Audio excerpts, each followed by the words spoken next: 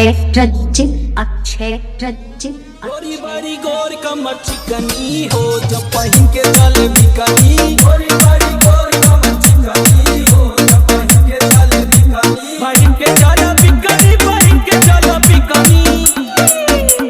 बड़ी दिन बाद माला दिखली हो जब पहन के चले बिकनी। गोरी बारी गोर कमर चिकनी हो जब पहन के चले बिकनी।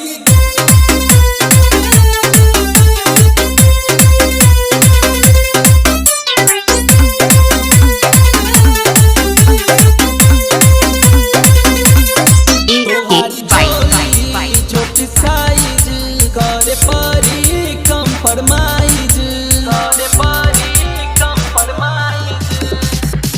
गोरी हरी जो बनवा देगा दोनों हरी समनवा देगा। सहारा के देखी आदमी ना दोनों चिकनी।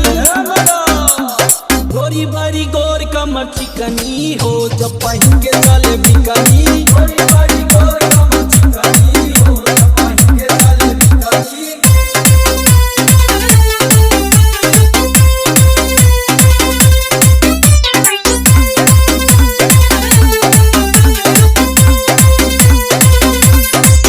साया ढीला होठ रसीला देखी मन भइल ढीला, मन भइल ढीला। खोला गोरी साया खोला अपन दाया बाया खोला। मन करे आज तोहर कोई दी बुगनी। गोरी बारी गोर कमर चिकनी हो जब पहन के चले बिकनी। गोरी बारी गोर कमर चिकनी हो जब पहन के चले बिकनी। अक्षय रचित